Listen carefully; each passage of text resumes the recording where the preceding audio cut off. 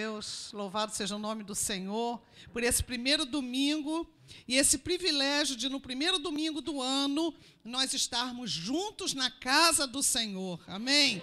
Que privilégio! O salmista disse que preferia estar à porta da casa do Senhor do que estar em qualquer outro lugar, porque esse lugar é lugar de bênção. Você vai sair desse lugar renovado ou renovada. O Espírito Santo, eu tenho certeza que já falou ao coração daquele que está ligado na presença do Senhor. Então nós vamos orar agora pedindo que Ele continue a ministrar na nossa vida, na minha vida e na sua vida nesta noite. Senhor, nós te louvamos, ó Pai.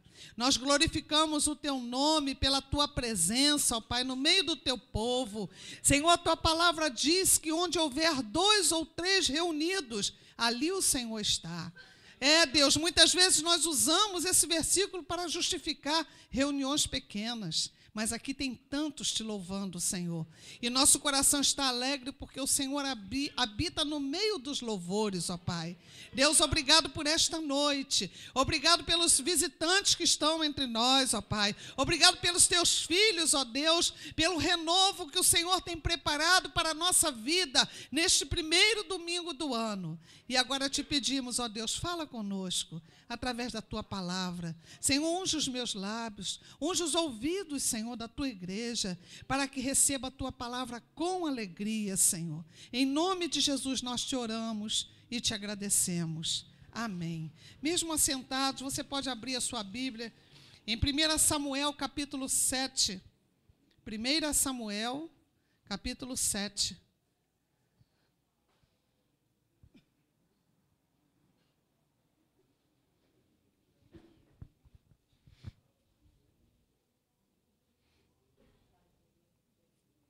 Primeira Samuel, capítulo 7, a gente pode começar lendo, inclusive, a partir do versículo 21 do capítulo 6, tá?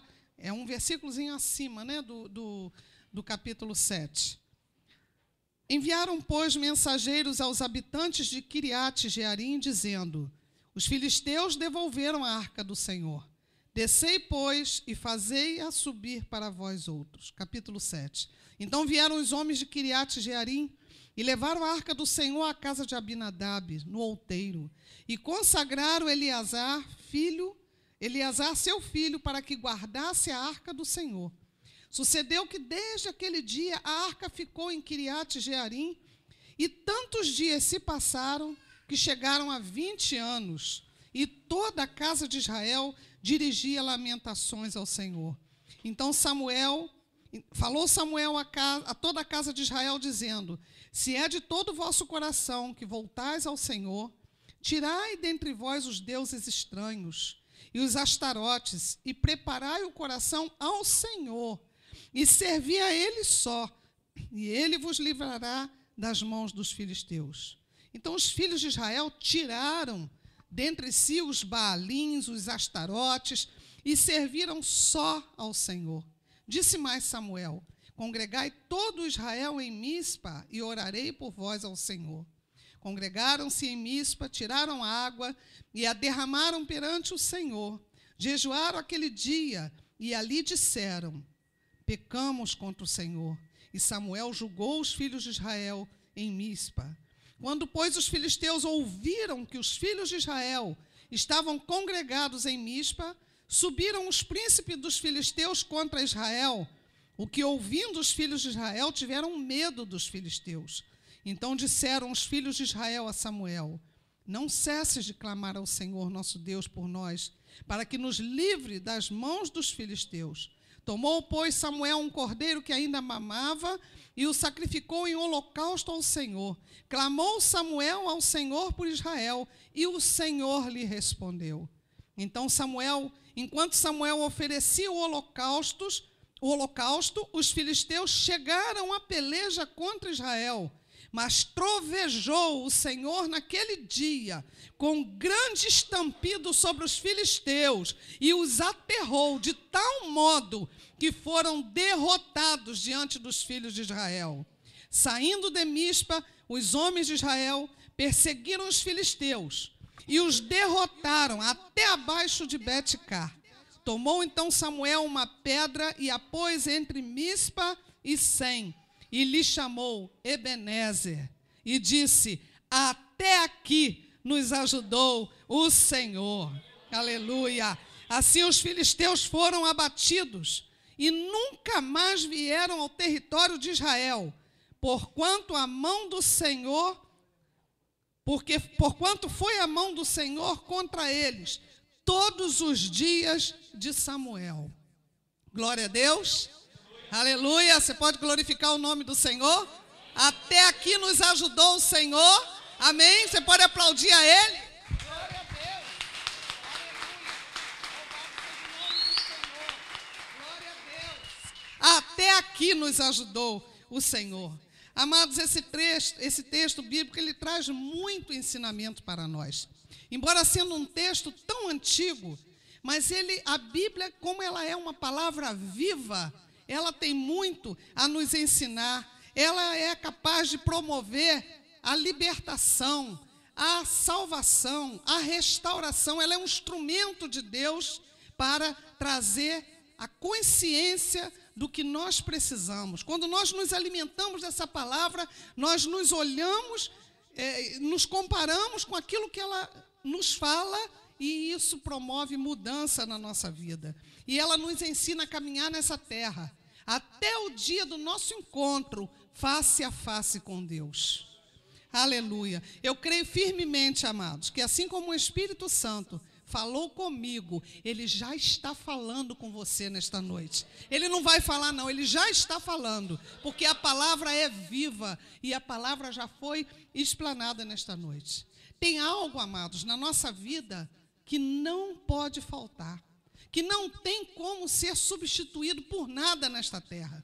E esse algo chama-se comunhão com Deus. Repita comigo: comunhão com Deus. Tem outro termo que eu gostaria que você repetisse: relacionamento com Deus. Não tem como, não há nada que substitua isso na nossa vida. Não há nada, porque é a presença de Deus na nossa vida que traz direção, que traz paz, que traz força, que traz unção, que traz capacitação, que traz direção, que embeleza a nossa vida. A presença do Senhor em nós embeleza a nossa vida. Você viu uma pessoa que às vezes estava lá fora, nesse mundão, não conhecia nada do Senhor, e ele se aproxima da casa de Deus e aceita Jesus Cristo e começa a ter uma outra perspectiva de vida. Aquela pessoa que antes parecia uma pessoa tão assim estranha, você olha, você vê a beleza do Senhor naquela pessoa, porque vê mudança, há brilho no olhar daquele que entrega o seu coração ao Senhor. A presença do Senhor também nos consola. Pode falar comigo? Nos consola. Nos momentos difíceis. Então, andar na presença do Senhor é algo que todos nós não podemos abrir mão. Nada pode substituir. Por outro lado, também, perder a sintonia com o Espírito Santo. E tem crente que perde a sintonia. Perder a sintonia com o Espírito Santo é perder a presença de Deus. É perder essa comunhão, esse relacionamento, essa troca, essa vida. É perder tudo. É perder o sentido da própria vida. Quando nós perdemos, se deixarmos que a presença do Senhor, que o Espírito Santo saia de nós, é como perder o sentido da vida. E tentar preencher com tantas coisas e entrar num tremendo vazio existencial, porque nada vai preencher. Nada consegue dar vigor, nada consegue dar alegria. Mesmo no momento difícil, nós podemos sentir a alegria do Senhor, a força do Senhor. Mas sem o Senhor na nossa vida, tudo é vazio. Nada tem significado, nada está bom. E é isso que eu quero estar falando nesta noite, que Israel experimentou exatamente, os filhos de Israel experimentaram essa dura realidade, que é estar longe da presença do Senhor. Povo escolhido, povo separado por Deus, povo amado pelo Senhor, perderam a presença de Deus, perderam a sintonia. e amargar uma dura realidade. E exatamente nos dias que Samuel foi chamado para ser um profeta do Senhor, Samuel ainda quando criança ele foi chamado, e lá em 1 Samuel, no capítulo 3, você não precisa abrir, ele diz ali que no tempo que Samuel estava sendo chamado, que a palavra do Senhor era muito rara naqueles dias, e as visões não eram frequentes. E nós paramos para pensar, Samuel ainda era uma criança, e o povo estava disperso da presença do Senhor, a palavra se tornou rara. Por que motivo, amados, a palavra se tornaria rara? Por que motivo não haveria manifestação das visões do Senhor? E eu fico pensando, porque o povo deixou de buscar a presença de Deus. A palavra do Senhor, ela se torna viva, ela se torna presente quando nós buscamos esta palavra. Quando nós seguimos até a fonte para receber esta palavra. Não havia busca, não havia necessidade, as pessoas não sentiam necessidade de estarem buscando a Deus. E a palavra se tornou rara naqueles dias, porque as pessoas passaram a viver segundo os seus propósitos, segundo aquilo que achava que estava bom, não importa a opinião de Deus, eu quero fazer do meu jeito, e a palavra se tornou rara.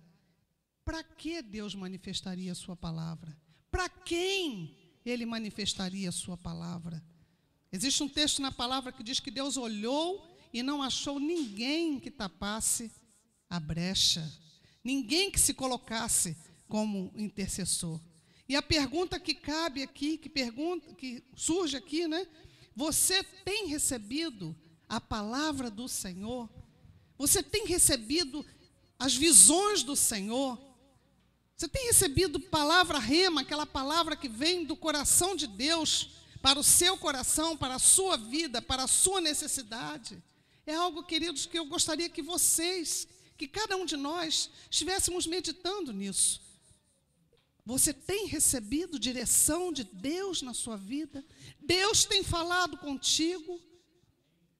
Tem havido esse relacionamento com Ele, essa busca, esse direcionamento tem acontecido na sua vida? E eu vou um pouquinho mais além. A sua vida tem sido edificada, a nossa vida tem sido edificada de tal forma que tem havido uma contribuição relevante para a sua comunidade de fé. Pastora, mas a igreja, eu vou na igreja para eu receber, para eu ser ministrado? Não. Nós, quando nos juntamos, cada um tem algo para oferecer ao Senhor. E aí a glória de Deus se manifesta.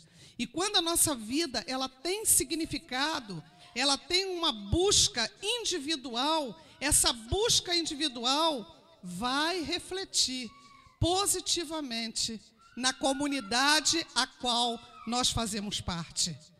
Então, você que é da Igreja Metodista em Jardim Marileia, a sua busca individual com Deus vai repercutir positivamente para essa igreja. Você vai fazer diferença, porque você foi chamado para fazer diferença onde estiver. Você pode dizer isso para o seu irmão ao lado? Você foi chamado para fazer diferença onde você estiver. Será que essas visões de Deus, será que essa palavra de Deus tem sido rara na sua vida? Pergunta para quem está do seu lado. Será que a palavra de Deus tem sido rara?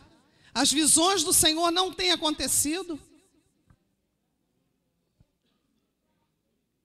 Se não tem acontecido, hoje é o dia de mudar essa realidade. Essa é a grande notícia. Isso aqui é gostoso. Porque pode estar torto, pode estar errado, não tem problema, Jesus conserta. Quando a gente quer, a gente se coloca e o Senhor conserta. É isso que Ele quer, consertar, porque Ele é especialista nisso. Não é que ninguém, poxa, eu fui para a igreja, voltei arrasado, porque comigo está tudo errado. Não, o Senhor está nesta noite para te abençoar. Essa noite é noite de ceia. E noite de ceia é noite de reconciliação com o Senhor. O que está estragado vai ser consertado, se você quiser. Há tempo para mudar.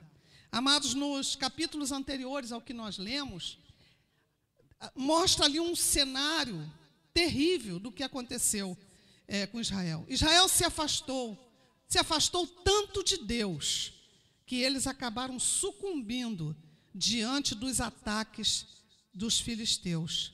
E o pior de tudo, que diante desses ataques, eles perderam algo que eles davam muito valor, que chamava-se a Arca da Aliança. A Arca da Aliança era um símbolo da presença de Deus no meio do povo. Muitas vezes Deus usava de estratégias tão diferentes com o povo, né? Mandava o povo ir à frente, a Arca da Aliança ia à frente, e ele guerreava pelo povo. E o povo estava acostumado com isso. Só que, junto com a Arca da Aliança, tinha que haver consagração. A Arca da Aliança era importante? Era, mas com corações quebrantados, com corações rendidos ao Senhor. Então, eles perderam a Arca da Aliança. Eles perderam o símbolo da presença de Deus na vida deles, porque a presença de Deus eles já haviam perdido. E eu fico pensando, amados, nesse tempo que nós vivemos, como que as pessoas se afastam de Deus. A gente vê isso muito claro. Elas começam a se afastar. De que maneira nós nos afastamos? Através de não buscar a palavra de Deus. Quando nós deixamos de ler a Bíblia, quando nós deixamos de meditar, quando nós deixamos de, não permitimos que a água da palavra lave o nosso coração, lave o nosso ser, nós já começamos a nos distanciar de Deus. O outro passo também é muito sutil, é quando o crente vai deixando de orar. Ele não tem tempo para oração, ele não quer parar as atividades para dedicar tempo à oração e à meditação, porque muitas vezes a oração a gente pensa muito naquilo que a gente está só pedindo, mas não, é a meditação. Isso faz diferença na nossa vida. Quando nós chegamos para adorar o Senhor, Senhor, eu te glorifico por essas estrelas, Senhor, eu te glorifico por tudo que o Senhor tem feito na minha vida, e você não vai precisar pedir nada, você vai ficar ali só adorando ao Senhor e dizendo quão grande é o Senhor. E o seu coração já começa a se encher da presença de Deus. Quando o crente começa a deixar de lado a palavra, não tem tempo para a palavra, não tem tempo para oração, o coração já se distanciou do Senhor. Mas aí ele continua vindo à casa do Senhor, ele continua. Eu costumo dizer que a pessoa começa a se desviar sentado ainda nos bancos da igreja. O coração está longe, mas às vezes ele ainda consegue ficar anos vindo à casa do Senhor, assistindo os cultos, participando, mas com o coração longe. Mas chega um ponto em que ele não encontra mais prazer junto à comunidade de fé. Chega um ponto que outras coisas vão ocupando esse espaço. Outras situações, amigos, muitos passeios. É bom passear, é saudável e nós precisamos disso. Mas muitos passeios onde eu não tenho mais tempo para estar na casa do Senhor. Muito trabalho onde eu não tenho mais tempo para estar na casa do Senhor. Eu tenho que trabalhar porque eu preciso ganhar dinheiro. E quando você pergunta, está tudo bem? Tudo bem, pastor. Tudo bem, pastora. Porque aparentemente está tudo bem. Por enquanto, aquela água, né, como uma água morna, né? Eu não sei, até lá com os adolescentes, eu estava ministrando há um tempo atrás, estavam falando sobre a rã, né, que é cozinhada. Se você pega uma rã e coloca na água fria, ela pula na hora. Mas se você coloca, né, ela ali vai deixando ela cozinhar, bota aquela água morninha ali, ela vai ficando ali dentro da panela. E fica um sapo cozido, uma rã cozida, porque ela não consegue perceber que a água está esquentando, e ela acaba morrendo ali dentro da panela. Então isso acontece, amados, quando nós não damos ouvidos, quando nós somos alertados, e nós vamos deixando o tempo passar e vamos ficando naquela condição, e aí estar na casa do Senhor já não é mais tão importante. Eu tenho muitas coisas para fazer. Hoje não dá, vou semana que vem, chega semana que vem também não dá, e assim vai ficando. E aparentemente, como eu falei, tudo muito bem. Por quê? Porque a vida da carne está sendo alimentada, mas o espírito está morrendo. O espírito, de que maneira que nós temos contato com Deus? É o nosso espírito com o Espírito de Deus. E quando a carne se torna forte, o que acontece? O espírito está sucumbindo. O espírito está morrendo. Vigiai e orai para que não entreis em tentação. Não foi assim que Jesus falou? O espírito está pronto, mas a carne é fraca. Só que, quando você dá bastante alimento para a sua carne, quando você gasta bastante tempo, né, na frente da televisão, vou usar um exemplo aqui, tome-lhe de novela. Novela só vai te ocupar seu tempo para te distanciar da presença de Deus. Novela ali, o que tem ali, normalmente é só coisa, 99% é coisa ruim. É um exemplo que eu estou dando aqui, né? Então você está alimentando o quê? Você está se alimentando da carne, você está sendo ministrado ali. Mas quando você deixa isso de lado, né? Adolescente, né? Eu me amarro aí num funk. Mas quando você deixa o funk de lado, não é? Às vezes a gente liga para algum adolescente, olha a musiquinha que está no celular, eu digo, Jesus. E tem misericórdia mesmo, porque é sério, né? Então, o que acontece? O espírito está enfraquecendo e a carne está se fortalecendo. Está tudo bem? Tudo bem, pastora. Tudo bem. Mas o espírito revela e ele diz, não está bem. Israel, sem perceber, foi se afastando da presença do Senhor. E o que restou para eles foi um apego àquela caixa de madeira forrada de ouro, chamada Arca da Aliança. Quando eles perderam aquilo ali, eles se apavoraram. Mas a presença de Deus já estava longe, já estava fora há muito tempo. A Arca da Aliança havia se tornado um amuleto para eles, mas não representava mais o relacionamento com Deus. E nós podemos repetir essas atitudes até através da ceia. Essa é uma noite de ceia, mas que tem que ser acompanhado com contrição, tem que ser acompanhado com arrependimento, com mudança de atitude, porque senão isso vira um amuleto na vida do crente, porque está dissociado de um relacionamento com Deus. A Arca da Aliança tornou-se um amuleto na vida dos israelitas. E eles só conseguiram perceber a situação deles quando os filisteus deram contra eles. Aquilo que parecia que estava muito bem, de repente virou um vendaval. Os filisteus deram contra eles e morreram, pereceram ali 30.000 homens. Os filhos do sacerdote também morreram. O próprio sacerdote, quando soube que a Arca da Aliança tinha sido levada, caiu da cadeira, quebrou o pescoço, morreu, o sacerdote ali.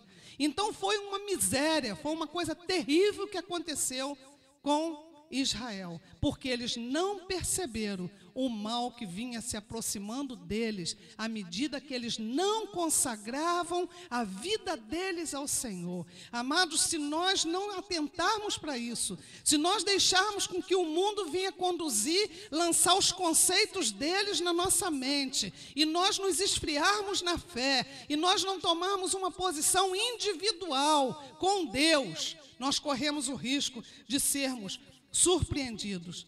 Eles só perceberam que eles estavam órfãos de Deus quando a arca foi levada, que era a última coisa que eles tinham, que era aquele objeto.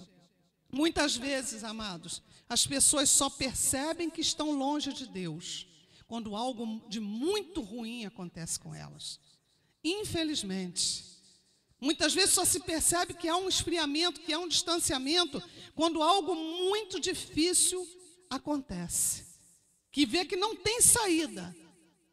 Mas eu estava longe do Senhor. E que bom quando reconhece, amados, que bom, não é? Porque aí dá tempo de voltar. Ao longo de muitos anos, amados, diversas tentativas foram feitas para retomar aquela arca da aliança, mas sem sucesso, porque essas tentativas estavam desprovidas da orientação do Senhor. Nós aprendemos aqui uma outra grande lição, que tudo que nós fazemos, quando nós temos comunhão com Deus, quando nós temos relacionamento diário com Deus, tudo que nós vamos fazer precisa ter o aval do Senhor. Eles tentaram muitas vezes trazer a Arca da Aliança de volta, mas não conseguiram. Aconteceram até mortes nisso aí. Eles não conseguiram, porque tem desejos que, se nós quisermos colocar em prática ou queremos resolver da nossa maneira, nós vamos trazer problemas para a gente. Então, nós precisamos da orientação de Deus. Em todas as áreas da nossa vida, nós precisamos. Muitas vezes nós queremos tanto uma determinada coisa, mas se Deus nos der, e nos der daquela maneira que nós pensamos que vai ser, nós vamos ter problemas sérios na nossa vida, dentro da nossa família e dentro da nossa comunidade de fé. Ué, pastora, mas o que a igreja tem a ver comigo? Tem tudo a ver. Hoje foi falado aqui na escola dominical e eu até falei, de novo estão falando sobre o assunto da pregação. É interessante, é porque o Espírito Santo está falando no nosso meio. Quando você entra numa situação ruim, se eu entro numa situação ruim, numa situação errada, eu estou trazendo prejuízo não só para mim. Essa é a consciência que nós cristãos precisamos ter muito firme. Quando eu entro numa situação ruim, quando eu faço algo que não tem a aprovação de Deus, e principalmente se aquilo vai gerar um mau testemunho, eu estou trazendo problema para mim, eu estou trazendo problema para minha família, e eu estou trazendo problema para a minha comunidade de fé, para a minha igreja. Ué, mas o que a igreja tem a ver? Tem tudo a ver, porque você faz parte da família de Deus. Amém?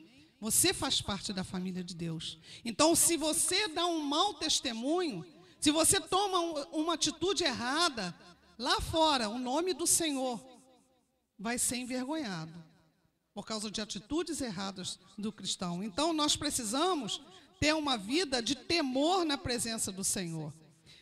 Eu gostaria que você deixasse marcado aí, abrisse a sua Bíblia, no Salmo de número 37, versículos 4 e 5.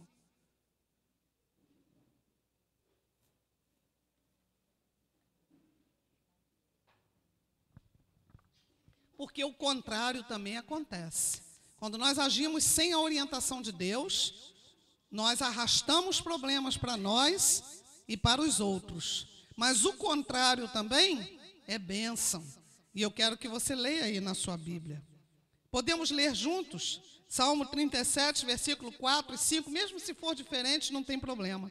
Que diz a palavra: agrada-te do Senhor, e Ele satisfará os desejos do teu coração. Entrega o teu caminho ao Senhor, confia nele, e o mais Ele fará. Aleluia!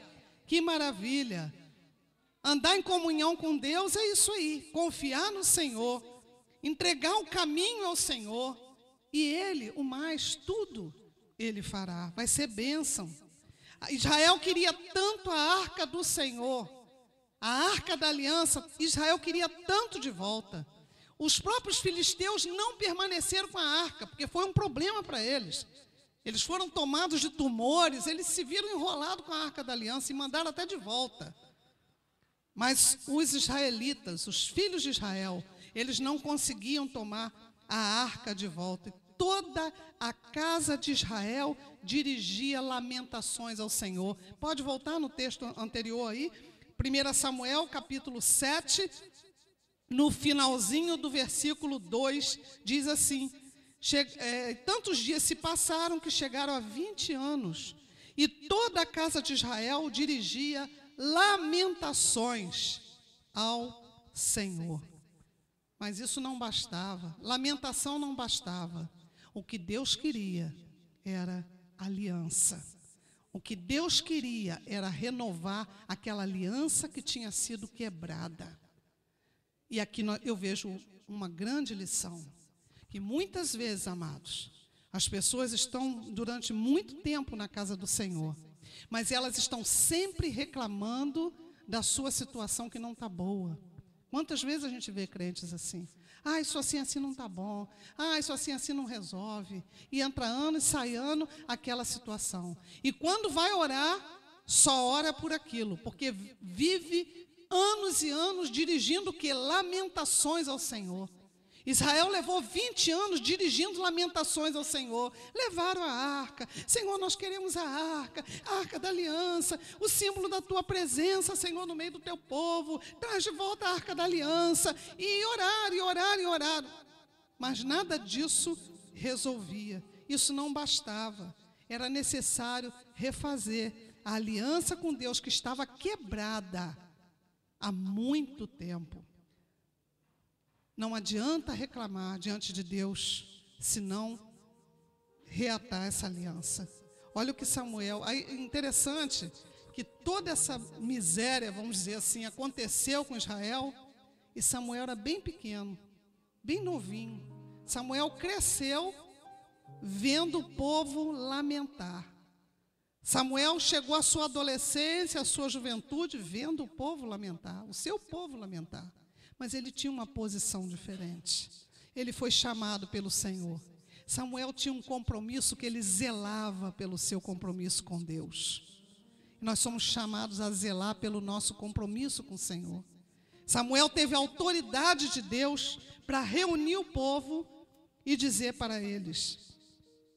Falou, versículo 3, falou Samuel a toda a casa de Israel, dizendo: se é de todo o vosso coração que voltais ao Senhor, tirai dentre vós os deuses estranhos, os astarotes, preparai o coração ao Senhor e servi a Ele só, e Ele vos livrará das mãos dos filisteus.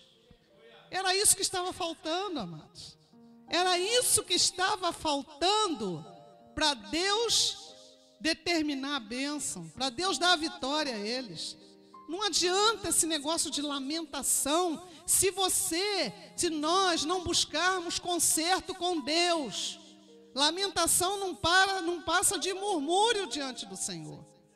Mas quando a vida é consagrada, quando o altar do Senhor é refeito, e você coloca a sua vida, eu coloco a vida diante do Senhor, não tem como não sermos abençoados.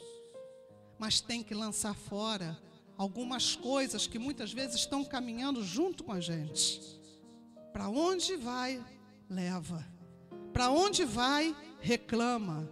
Reclama com Deus, reclama com os irmãos, reclama com o pastor. Mas tem coisas que precisam ser deixadas. E é isso que Deus quer que você entenda nesta noite. Tem coisas que precisam ser deixadas. Tem posições a serem tomadas. O que estava faltando era isso. Primeiro, eles precisavam se consertar com Deus, a fim de terem a arca da aliança de volta. 20 anos para entenderem isso. 20 anos para entenderem isso. Está vendo o que acontece? Muitas vezes as pessoas estão dentro da igreja e por que não frutificam? Por que não têm compromisso com a obra do Senhor? Por que não têm uma vida plena? Porque vida plena, amados, não é ter carro bom, não é ter casa. Isso aí qualquer pessoa tem. Basta trabalhar. Trabalhar muito, ela vai conseguir. Mas não é isso que é vida plena. Tem pessoas que não têm nada em termos de objeto, não tem um carro para andar, mas tem uma alegria, tem um semblante tão gostoso, algo que transmite algo tão bom, transmite a presença de Deus, porque não tendo nada, esses crentes têm tudo, porque tem Jesus, e não foge do compromisso, não foge da realidade, não foge de um concerto com Deus. Samuel falou para eles, não adianta, parem de reclamar, vamos lançar fora esses astarotes, vamos lançar fora esses baalins, vamos lançar fora com licença o termo, igreja, essa porcariada que vocês ajuntaram aí, essa idolatria, essa coisa terrível. Joga fora isso. Joga fora, amado irmão, amada irmã. aquilo que tem te impedido de receber a bênção do Senhor. Deus quer te abençoar nesta noite. E olha que lindo. Os filisteus estavam tão acostumados a vencer o povo de Deus. O inimigo estava tão acostumado a brincar com o povo de Deus. Só que dessa vez, eles bateram com a cara na porta, vamos dizer assim.